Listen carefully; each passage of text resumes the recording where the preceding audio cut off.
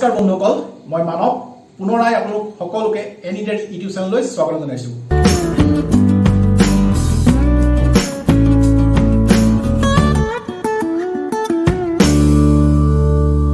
আশা কৰো বন্ধুসকল আপোনালোক সকলো সুস্থ আৰু সুৰক্ষিত আছে। এনিডেৰি ইউটিউবৰ মজিয়াত আজি আমি যিটো বিষয় আলোচনা কৰিম সেই বিষয়টো হৈছে 5 parenting tips of love languages to win your kids mind, অৰ্থাৎ মৰমৰ ভাষাৰে সন্তানৰ মন জয় কৰিব পৰা 5টা বিশেষ উপায়।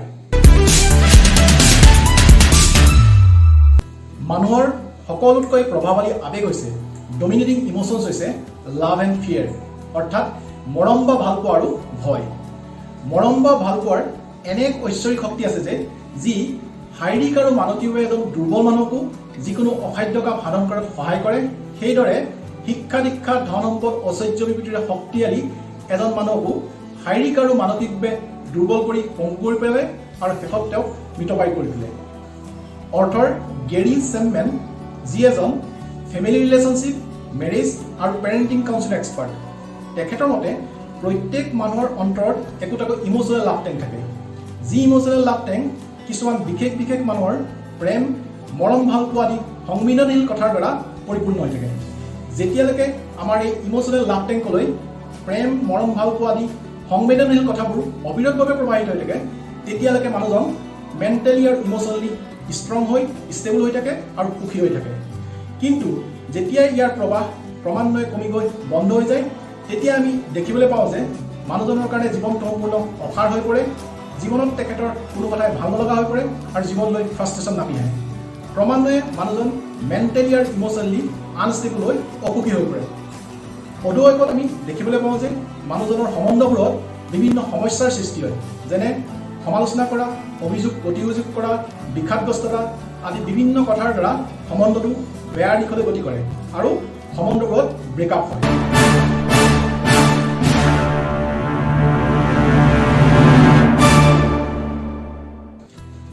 আজিকালি দুৰ্ভাগ্যজনক কথাটো এইটোৱে যে আমি আমাৰ সম্বন্ধবোৰত আমি বিচৰাৰ ধৰণে মৰম বা ভালপোৱা বিচাৰি নাপাওঁ।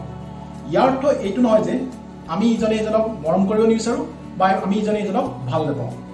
অৰ্থৰ গেৰী চেম্পেনৰ মতে ইয়াৰ মুখ্য কাৰণ হৈছে mostly we have different love languages and mostly we don't understand others love language, অৰ্থাৎ আমাৰ প্ৰায়সংখ্যক লোকেৰে মৰম বা ভালপোৱা প্ৰকাশ বা অনুভৱ কৰাৰ ধৰণটো বেলেগ আৰু আমি প্ৰায়সংখ্যক লোকেই বেলেগৰ সেই মৰম বা ভালপোৱা প্ৰকাশ কৰা বা অনুভৱ কৰাৰ ধৰণটো বুজি নাপাওঁ। সেয়ে তেখেতে তেখেতৰ বিখ্যাত হাইষ্ট চেলিং বুক দ্য 5 লাভ লেংগুৱেজত এই কথাখিনি বৰ সুন্দৰভাৱে ব্যাখ্যা কৰিছে যে কিদৰে আমি আমাৰ বন্ধুবৰ্গ আৰু আত্মীয়ৰ লগত মৰম বা ভালপোৱাবোৰ প্ৰকাশ কৰিব লাগে আৰু তাৰ লগে লগে তেওঁলোকৰ পৰাও এই মৰম ভালপোৱা, সঁচা মৰম আৰু ভালপোৱা কিদৰে আমি অনুভৱ কৰিব পাৰোঁ।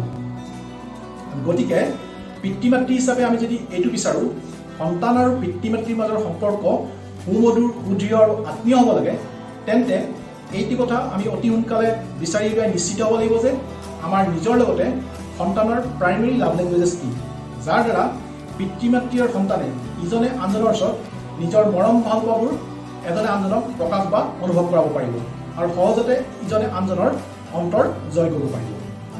গতিকে আহকচোন বন্ধুসকল, 5 parenting tips of love languages to win your kids mind, অৰ্থাৎ মৰমৰ ভাষাৰে সন্তানৰ মন জয় কৰিব পৰা 5টা বিশেষ উপায়নো কি তাৰ বিষয়ে আমি বিতংকৈ জানি লওঁ। আৰু সেই 5টা বিশেষ উপায় হৈছে: 1 নম্বৰ ৱৰ্ডছ অফ এফাৰ্মেশ্যন, অৰ্থাৎ কথাৰে উৎসাহিত কৰা। 2 নম্বৰ কোৱালিটি টাইম, গুণগত সময় অতিবাহিত কৰা। 3 নম্বৰ ৰিচিভিং গিফ্ট, অৰ্থাৎ উপহাৰ গ্ৰহণ কৰা। 4 নম্বৰ এক্টছ অফ ছাৰ্ভিচ, কামত সহায় কৰা। আৰু 5 নম্বৰ হৈছে ফিজিকেল টাচ, শাৰীৰিক সম্পৰ্ক। নাম্বাৰ 1 লাভ লেংগুৱেজ হৈছে ৱৰ্ডছ অফ এফাৰ্মেশ্যন, অৰ্থাৎ কথাৰে উৎসাহিত কৰা। আপোনাৰ সন্তানৰ যদি primary love languages words of affirmation হয়, অৰ্থাৎ সন্তানে যদি নিজৰ মনৰ কথাবোৰ, ভাৱ অনুভূতিবোৰ ৱৰ্ডছ অফ এফাৰ্মেশ্যনৰ দ্বাৰা প্ৰকাশ কৰে, তেন্তে পিতৃ মাতৃয়ে সেই সন্তানৰ লগত কথা বতৰা পাতোঁতে এনেকুৱা ধৰণৰ শব্দ ব্যৱহাৰ কৰা উচিত যি শব্দৰ দ্বাৰা সন্তানৰ অন্তৰ চুই যায়, সন্তানে আন্তৰিকতা অনুভৱ কৰে আৰু সন্তানে পিতৃ মাতৃক ভাল পায়। পিতৃ মাতৃয়ে সন্তানৰ প্ৰত্যেকটো কথা বুজিবলৈ চেষ্টা কৰক আৰু গুৰুত্ব দিয়ক। সন্তানৰ প্ৰত্যেকটো কথাক প্ৰত্যেকটো ভাল কামক প্ৰশংসা কৰক, উৎসাহিত কৰক।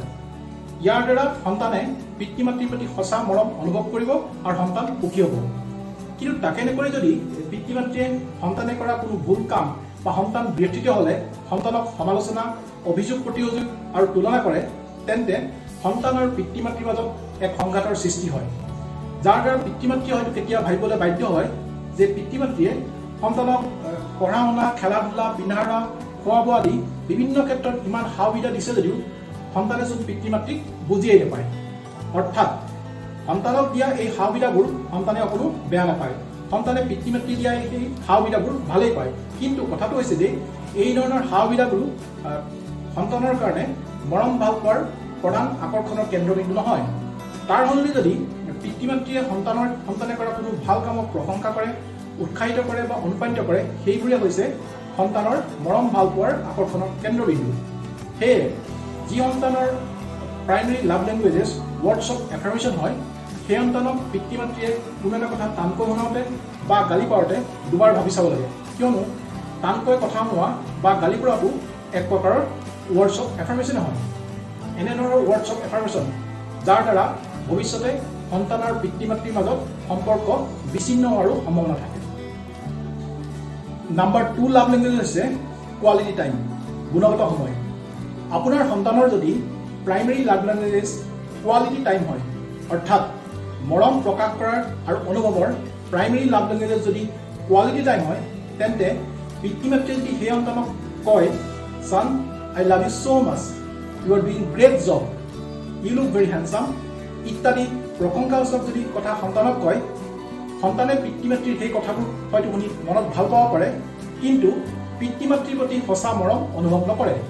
তাৰ পৰিৱৰ্তে যদি পিতৃ মাতৃয়ে সন্তানৰ লগত কোৱালিটি টাইম দিয়ে, অৰ্থাৎ গুণগত সময় অতিবাহিত কৰে, তেতিয়া সন্তান বেছি সুখী হ'ব আৰু পিতৃ মাতৃৰ প্ৰতি সঁচা মৰম অনুভৱ কৰিব। কোৱালিটি টাইম মানে এইটো কথা নহয় যে একেটা ঘৰতে থাকি পিতৃ মাতৃয়ে টিভি চাই বা সন্তানৰ লগত মোবাইল পিটিকা পিটিক কৰি সময় অতিবাহিত কৰিছে। কোৱালিটি টাইমৰ অৰ্থ হৈছে পিতৃ মাতৃয়ে আনডিভাইডেড এটেনশ্যন, সম্পূৰ্ণ মনোযোগ সন্তানৰ প্ৰতি দিয়া, সন্তানে ভাল পোৱা, সন্তানৰ ইণ্টাৰেষ্টৰ বিভিন্ন কামত সন্তান হৈ সন্তানৰ লগত হাঁহি ধেমালি ফূৰ্তিৰে অংশগ্ৰহণ কৰা। উদাহৰণস্বৰূপে সন্তানে যদি সাধুকথা শুনি ভাল পায়, সন্তানক সাধুকথা ক'ব লাগিব। সন্তানে যদি ছবি অঁকা, সংগীত চৰ্চা আদি কাম কৰি ভাল পায়, পাৰক বা নৰক বা জানক বা নেজানক সেইবোৰ কাম হাঁহি ধেমালিৰে সন্তানৰ লগত কৰিব লাগিব। তদুপৰি বিভিন্ন ধৰণৰ খেলা ধূলা যেনে লুডু খেলা, কেৰম খেলা, চেছ খেলা আদি কামো সন্তানৰ লগত হাঁহি ফূৰ্তিৰে কৰিব লাগিব। এনেধৰণৰ কৰ্মৰ দ্বাৰা সন্তানে মনত সুখ অনুভৱ কৰিব আৰু পিতৃ মাতৃৰ প্ৰতি ৰিয়েল লাভ, সঁচা মৰম অনুভৱ কৰিব। নাম্বাৰ 3 লাভ লেংগুৱেজ হৈছে ৰিচিভিং গিফ্ট, উপহাৰ গ্ৰহণ কৰা। অৰ্থাৎ আপোনাৰ সন্তানৰ যদি মৰম ভাল পোৱা অনুভৱবোৰ প্ৰকাশ কৰাৰ প্ৰাইমেৰী লাভ লেংগুৱেজ যদি ৰিচিভিং গিফ্ট হয়, তেতিয়াহ'লে সেই সন্তানে পিতৃ মাতৃৰ পৰা মাজে মাজে গিফ্ট বা উপহাৰ আশা কৰে। সেইধৰণে গিফ্ট বা উপহাৰ পিতৃ মাতৃৰ পৰা পালে সন্তানে মনত বৰ সুখ পায় আৰু পিতৃ মাতৃৰ প্ৰতি সঁচা মৰম অনুভৱ কৰে। Actually receiving gift and presenting gift is a very special way to express our love. অৰ্থাৎ আমাৰ মৰম ভাল পোৱাবোৰ প্ৰকাশ বা অনুভৱ কৰাৰ বাবে কাৰোবাক গিফ্ট দিয়াটো বা কাৰোবাৰ পৰা আমি গিফ্ট ৰিচিভ কৰাটো এটা very special way to express our love. কিয়নো যেতিয়া আমি কাৰোবাক এটা গিফ্ট দিওঁ বা প্ৰেজেণ্ট কৰোঁ, তেতিয়া সেই গিফ্ট লোৱাজনে মনত এইধৰণে ভাবে যে তেওঁৰ অনুপস্থিতিও আপুনি তেওঁৰ কথা মনত ভাবে। আকৌ যেতিয়া তেওঁ আপুনি দিয়া গিফ্টটো পিছত চায়, সেই সময়ত তেওঁ আপোনাৰ কথা মনত পেলায় আৰু আপোনাৰ যি মৰম ভাল পোৱা সেয়া অনুভৱ কৰে। কিন্তু তাকে নকৰি যদি আপুনি এই ধৰণে ভাবে, মই সদায় সদায় গিফ্ট ক'ৰ পৰা আনিম, মোৰতো ফাইনেন্সিয়েল কণ্ডিশ্যন ইমান ভাল নহয়, তেতিয়াহ'লে এটা কথা আপোনাক প্ৰথমতে ক্লিয়াৰ কৰি দিয়াটো ভাল হ'ব যে আমাক এইটো কথা কোনেও কোৱা নাই যে আমি দিয়া গিফ্টৰ মূল্য যথেষ্ট বেছি হ'ব লাগিব বা গিফ্টটো দামী হ'ব লাগিব। উপহাৰৰ মূল্য কেতিয়াও টকা বা পইচাৰে জুখিব নোৱাৰি। আমি দিয়া উপহাৰটোৰ পিছত থকা আমাৰ যি ফিলিংছ, মৰম বা অনুভূতি, সেয়াহে আমি দিয়া উপহাৰ দিয়া লোকজনে অনুভৱ কৰে আৰু তাৰ দ্বাৰা মানুহজন সুখী হয়। গতিকে পিতৃ মাতৃয়ে মাজে সময়ে চকলেট, পেইন, ষ্টৰি বুক বা কাৰ্ডছ আৰু সৰু সুৰা বিভিন্ন ধৰণৰ যদি উপহাৰ আনি সন্তানক মাজে সময়ে দিয়ে, যাৰ দ্বাৰা সন্তানৰ মনত যথেষ্ট সুখ হ'ব আৰু দিনটোৰ বাবে সন্তানৰ মনটো অতি সুন্দৰ হৈ থাকিব। কোনো ক্ষেত্ৰত যে আকৌ উপহাৰ বা গিফ্ট অকল মেটেৰিয়েলিষ্টিক থিংছেই হ'ব লাগিব এনে নহয়। আপোনাৰ সময় বা প্ৰচেষ্টাও কেতিয়াবা কেতিয়াবা সন্তানৰ বাবে মূল্যৱান উপহাৰ হৈ পৰে। গতিকে আপোনাৰ সন্তানৰ যদি primary love languages receiving gift হয়, তেন্তে আপুনি এইটো অভ্যাস কৰিবলৈ উচিত যে মাজে মাজে আপুনি যেতিয়া এতিয়া যিকোনো ধৰণৰ সৰু সুৰা গিফ্ট বা কেতিয়াবা অলপমান মূল্যৱান গিফ্ট আনি আপুনি আপোনাৰ সন্তানক উপহাৰ দিব, যাৰ দ্বাৰা সন্তানে মনত যথেষ্ট সুখ অনুভৱ কৰিব আৰু আপোনাৰ প্ৰতি ৰিয়েল লাভ, সঁচা মৰম অনুভৱ কৰিব। নাম্বাৰ 4 লাভ লেংগুৱেজেছ হৈছে এক্টছ অফ ছাৰ্ভিচ, অৰ্থাৎ কামত সহায় কৰা।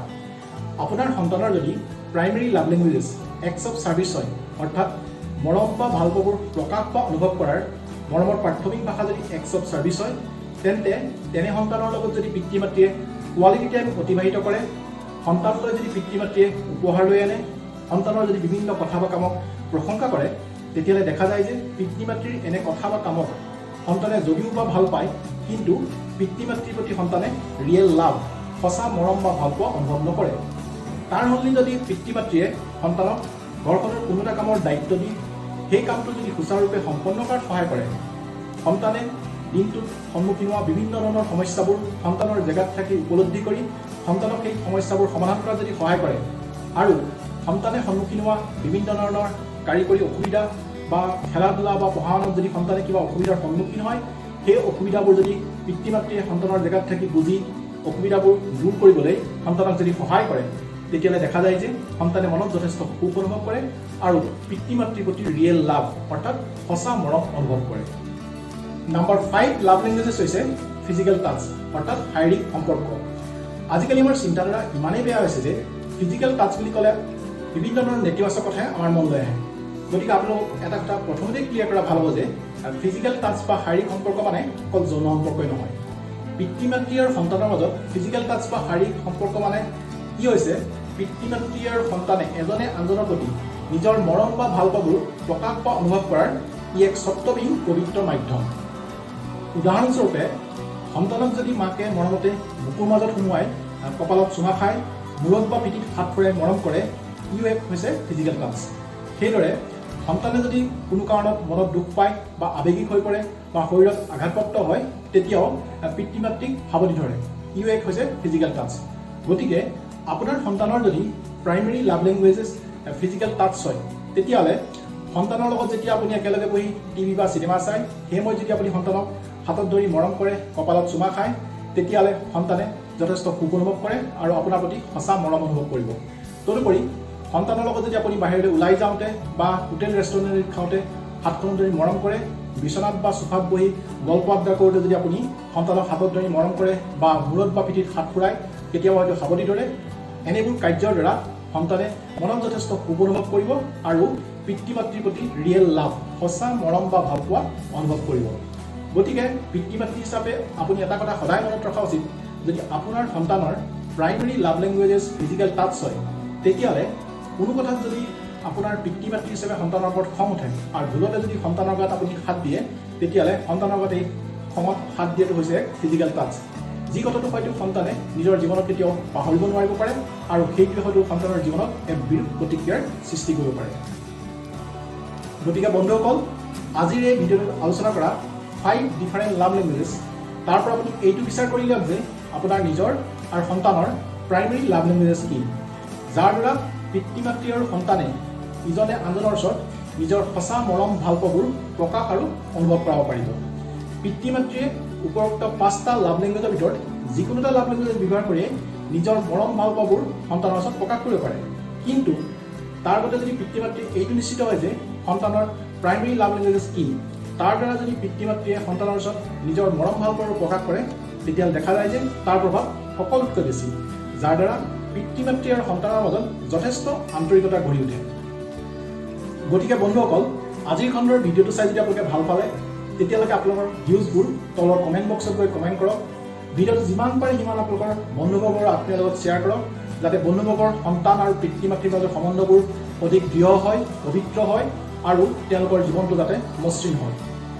এনি ডেইলি ইউটিউব চেনেলটো যদি আপোনালোকে ছাবস্ক্ৰাইব কৰা নাই, তেতিয়াহ'লে অতি সোনকালে ছাবস্ক্ৰাইব কৰি লওক আৰু স্ক্ৰীণত দেখা বেল আইকনটো প্ৰেছ কৰি দিয়ক, যাতে আগন্তুক দিনবোৰত এইদৰে বিভিন্ন বিষয়ৰ ওপৰত ন ভিডিঅ' প্ৰস্তুত কৰিবলৈ আমি উৎসাহিত হওঁ আৰু সেই ভিডিঅ'বোৰ যাতে আপোনালোকে আপডেট সময়ে পাই থাকে।